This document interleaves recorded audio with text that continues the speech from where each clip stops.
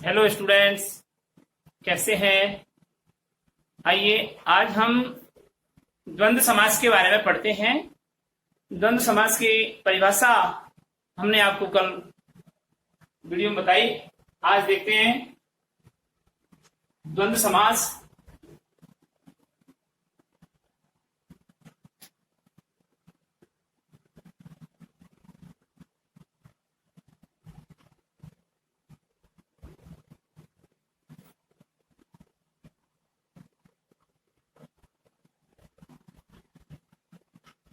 द्वंद्व समास के उदाहरण देखिए।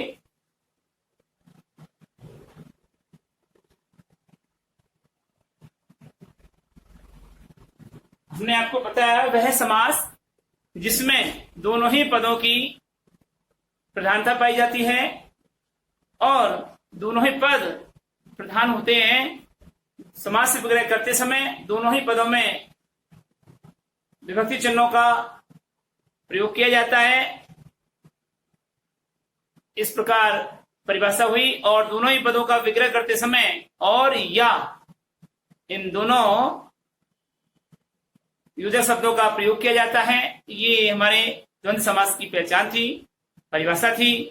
अब आते हैं उदाहरण की ओर। तो देखिए उदाहरण में वही आप समस्त पद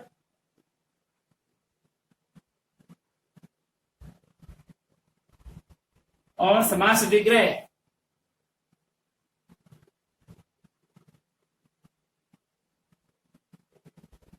समस्त पद और समास विग्रह।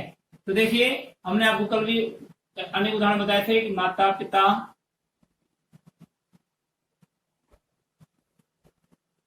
इसका बनेगा माता और पिता।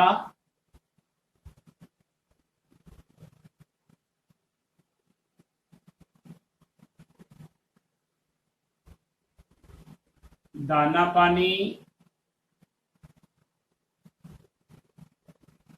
दाना और पानी।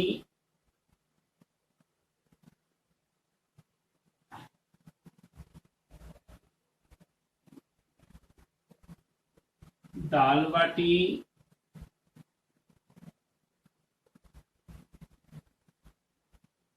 दाल और बाटी,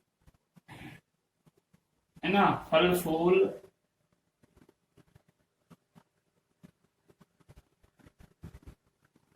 फल और फूल।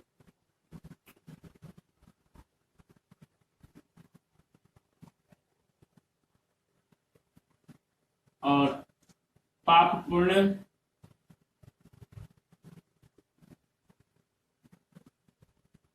जलवायु,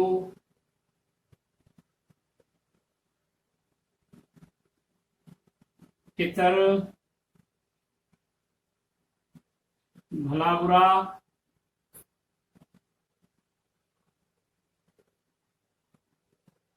सुरासुर,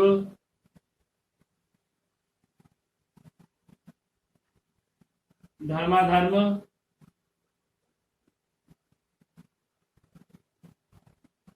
तो ये है। तो देखिए पाप पुण्य, पाप और पुण्य,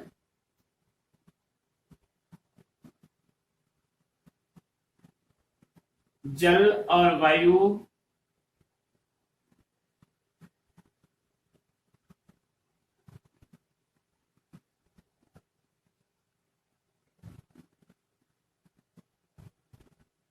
माता और पिता,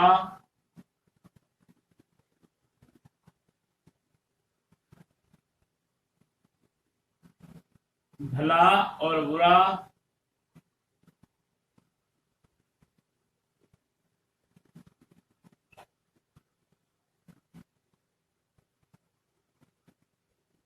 सुर और असुर।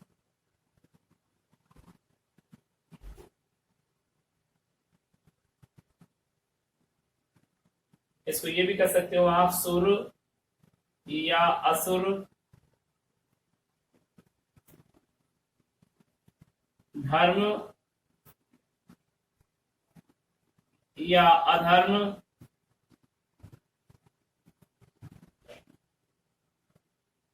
धर्म और अधर्म।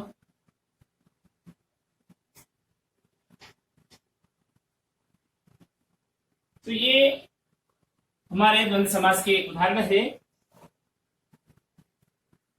अब आता है हमारा बहुव्रीहि समास। और भी अनेक अनेक उदाहरण है जो आपको पीडीएफ में मिलेंगे।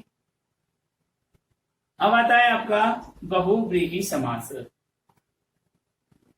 नंबर 3।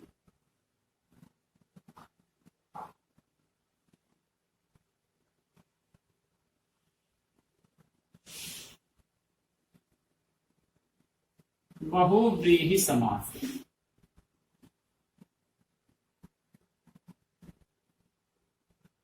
बहुव्रीहि समास में देखिए, जिस समास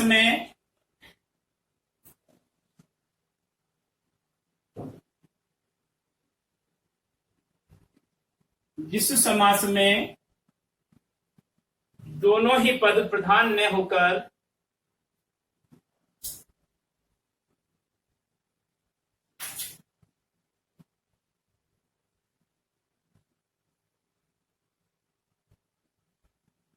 जिस समास में दोनों ही पद प्रधान नहीं होते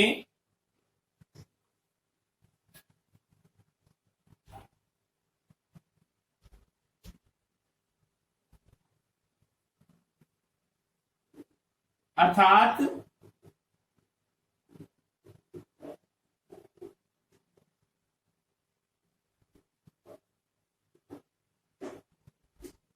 जिसमें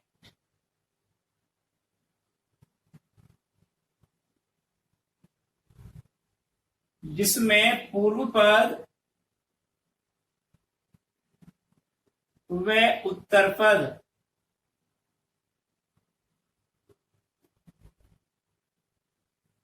कोई भी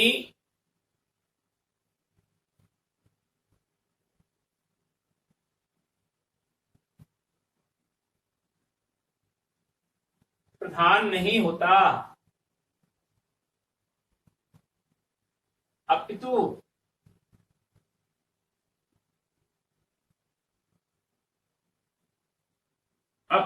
कोई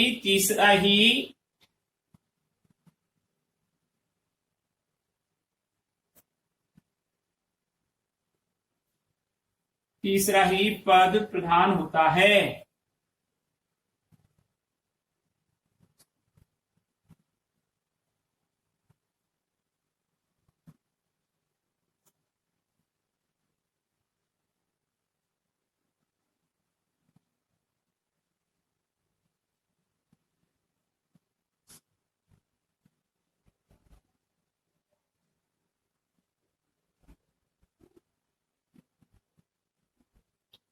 उसे बहुव्रीहि समास कहते हैं।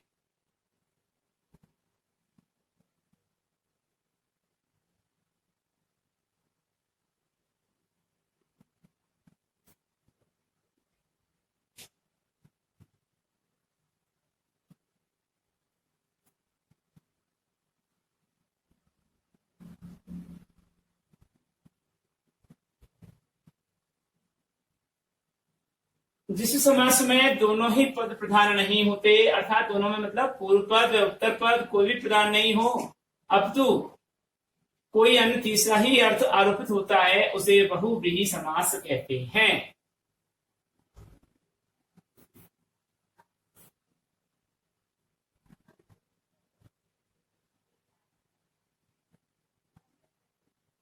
तात्पर्य यह है कि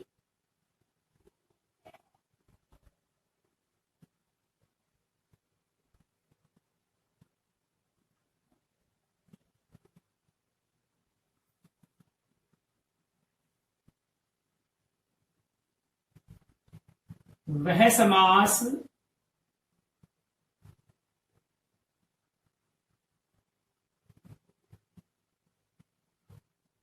जिसमें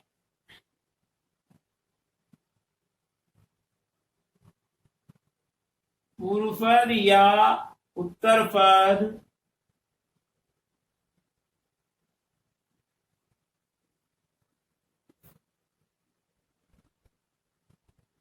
दोनों की ही प्रधानता नहीं पाई जाती।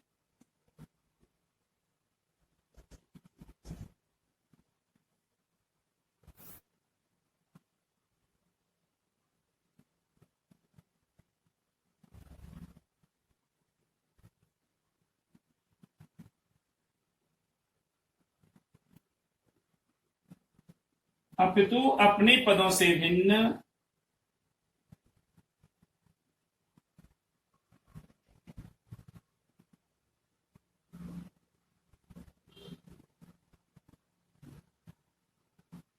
अपितु अपने पदों से भिन्न किसी संज्ञा का आरोपित विशेषण होता है।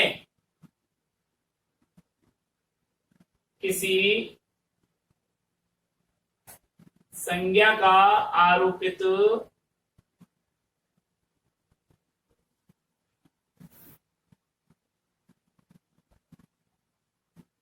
विशेषण पद की प्रधानता पाई जाती है।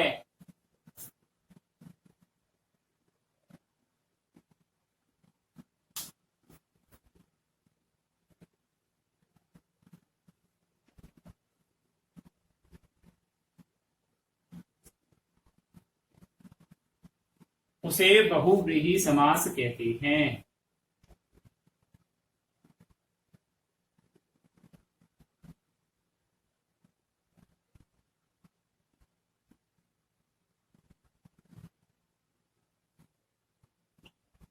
ठीक है, उसे बहुव्रीहि समास कहते हैं। अब इस समास के बारे में 2-3 बिंदु हैं कि इस समास में अन्य अर्थ की प्रधानता पाई जाती है।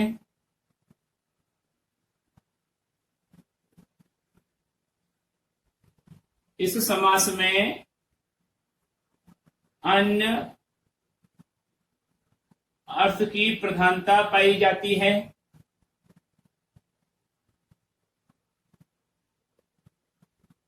पहला पॉइंट। दूसरा पॉइंट, बहुव्रीहि समास का विग्रह करते समय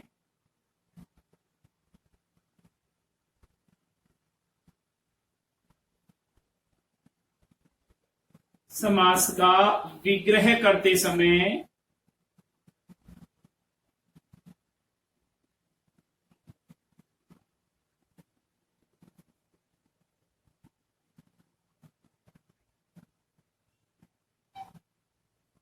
वाला है जो वह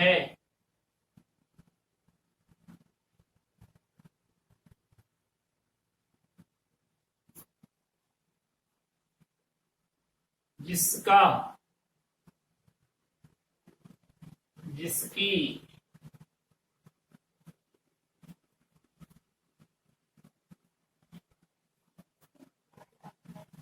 जो वह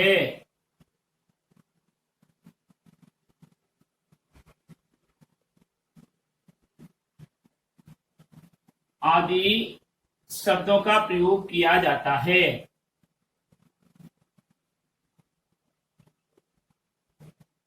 प्रयोग किया जाता है। अब इसके उदाहरण देखिए। उदाहरण में जैसे गजानन। अब इसका समास से विग्रह करेंगे। गज का आनन है जिसका वह। गज का आनन है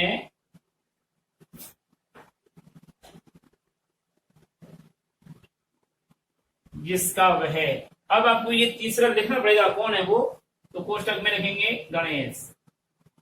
ये जरूरी है। तब तक आप ये नहीं लिखोगी, तीसरा अर्थ नहीं लिखोगी, तब तक वह अर्थ स्पष्ट नहीं होता और वह समास स्पष्ट नहीं होता। जैसे त्रिनेत्र। त्रिनेत्र, इसका समास से विग्रह होगा। तीन है नेत्र जिसके वह। तीन यानी तीन है नेत्र जिसके वह।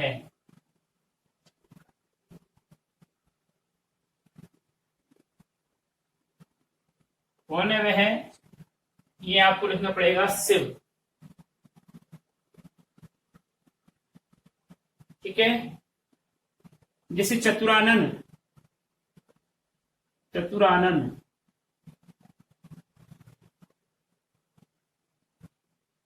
चतुर यानी कि चार हैं, आनन जिसके वह। आनन यानी मुख।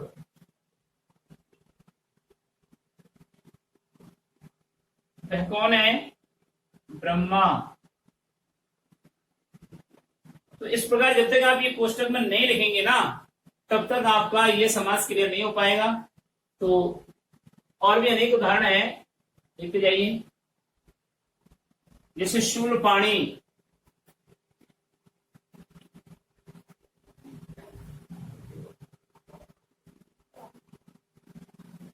इसका बनेगा सूल है, सूल का मतलब त्रिशूल, सूल है, पाणी यानी हाथ,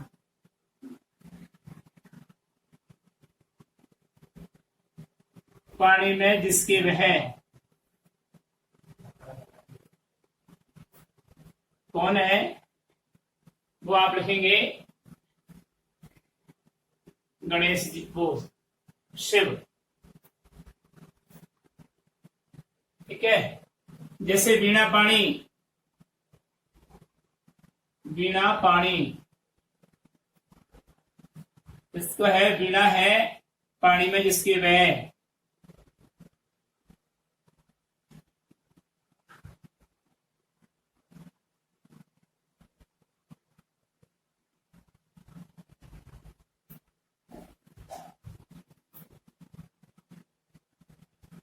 जिसके वह, ये कौन है? सरस्वती। आप कहेंगे सर नारद भी है, बिल्कुल नारद, नारद मुनि, दोनों को लिख लो पोस्टर में।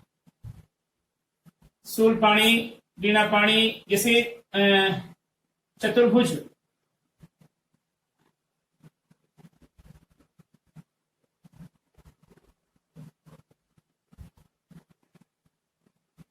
चार, चार का मतलब चतुर, संस्कृत का चतुर है,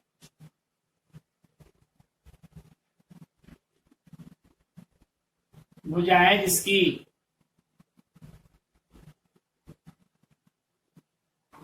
वह कौन है? चतुर है, भुजाएं जिसकी वह विष्णु। आप कहेंगे साहब देवी, ये विष्णु, विष्णु का ही अंश है, पार्वती का ही अंश है। जैसे है षडानन, मैं ये क्यों लिखवा रहा हूं? चतुर्भुज, षडानन, चतुरानन, त्रिनेत्र, ये संख्यावाचक शब्द भी हैं। और संख्यावाचक शब्द के लिए हम आपको द्विगु समास के बारे में पढ़ाएंगे, लेकिन वो संख्या का ज्ञान कराता है, यहाँ पर तीसरा अर्थ निकलता है, इसलिए इनको भी मैं आपको पहले लिखवा रहा हूं। षडानन का मतलब होता है षड,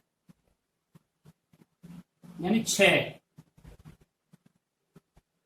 है। आनंद, आनंद का मतलब मुख, जिसके वह, तो ये है कार्तिकेय, भगवान शिव जी का बड़ा बेटा कार्तिकेय, कार्तिकेय। षडानन। फिर आता है घनश्याम, घनश्याम,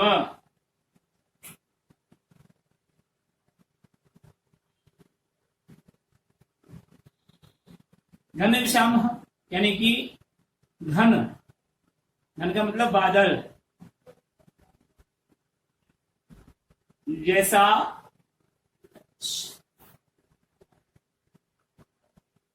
श्याम,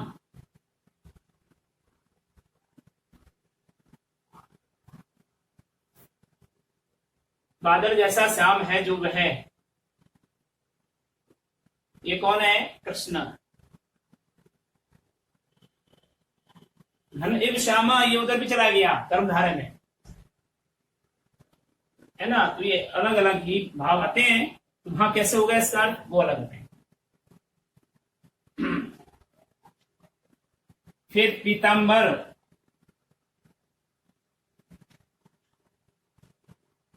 पीतम अम्बरम यस्य से,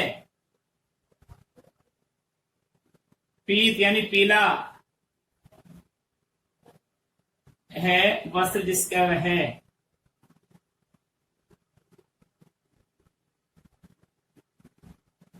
अंबर यानी वस्त्र, पीला है अंबर जिसका वह है। आप इसको अंबर भी लिख सकते हो, पीला है अंबर, अंबर यानी वस्त्र।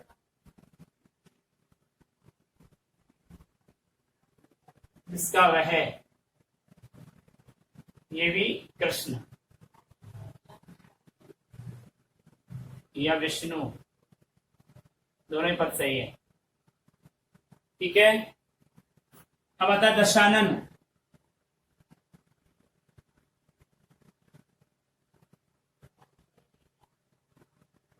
दस है, आनंद जिसके वे हैं।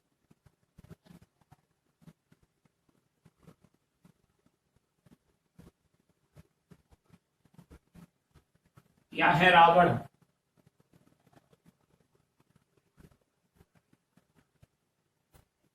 दस है, जैसे गिरिधर,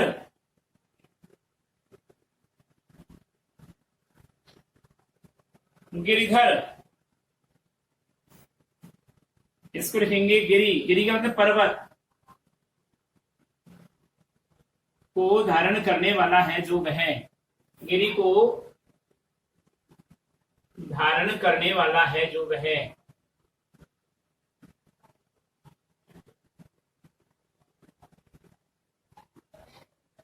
तो इसको लिखेंगे हम कृष्ण। गिरिधर, घनश्याम, आशुतोष,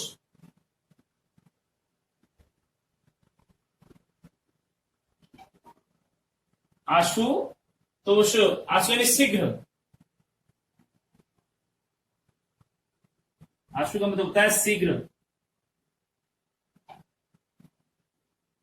शीघ्र प्रसन्न होता है जो वह।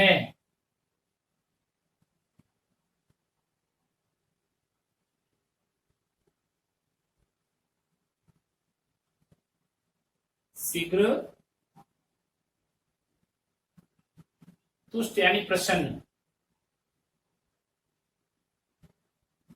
होता है जो वह।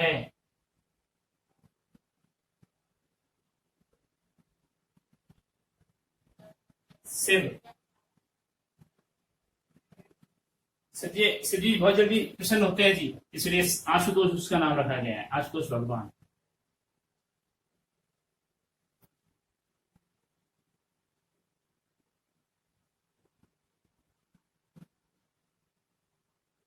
यानी कि इसको शिव की जगह अगर महादेव लिख दो तो और भी अच्छी बात है।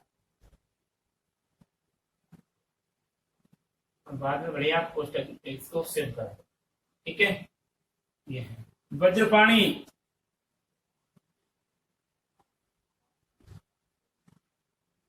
वज्रपाणी इसका होता है वज्र है,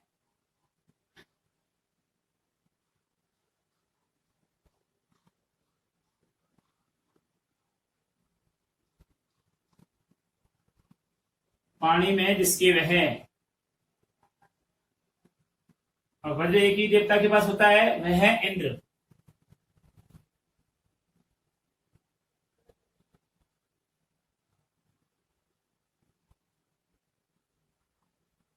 कोष्टक में लिखना बहुत जरूरी है, अन्यथा तो अर्थ बिल्कुल गलत हो जाएगा।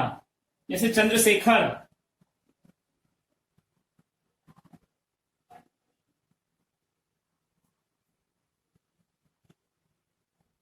चंद्र है शिखर पर,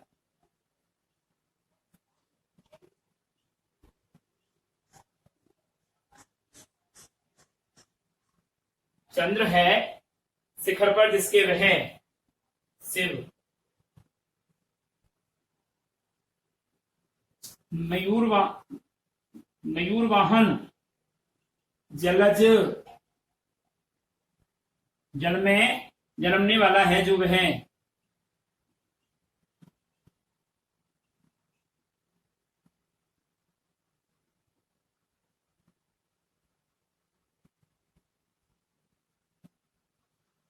जो वह, तो यह हो गया कमल।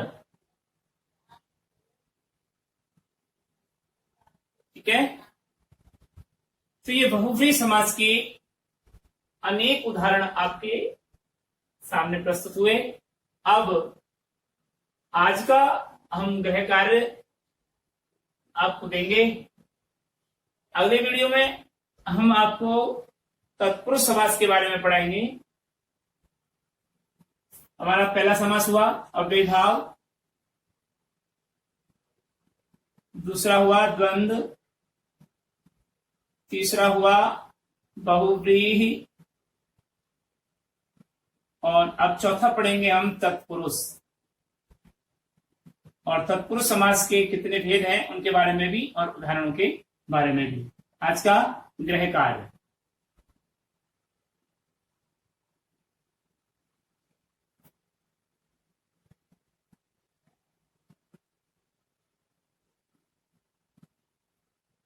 निम्न का समास विग्रह करते हुए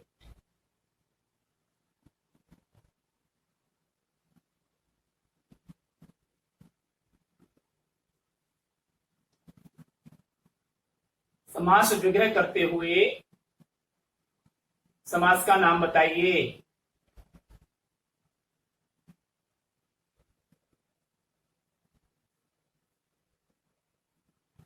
तो देखिए, एक नीलकंठ,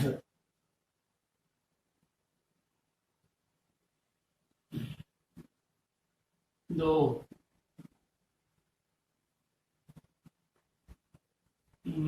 लंबोदर,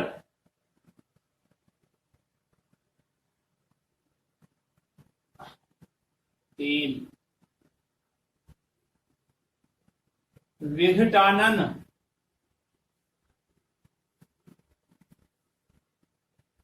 विघटानन मधुसूदन,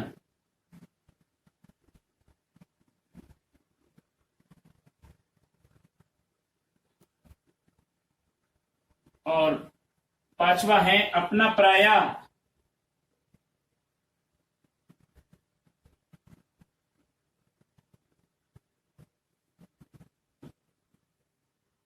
छठा है नीललोहित,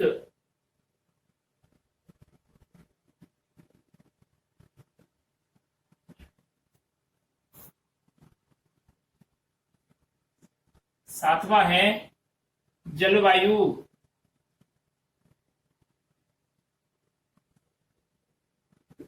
और आठवां है रुपया पैसा।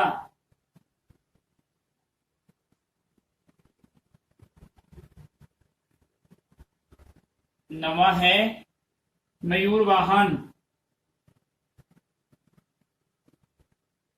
और 10वां है आपका चतुर्भुज।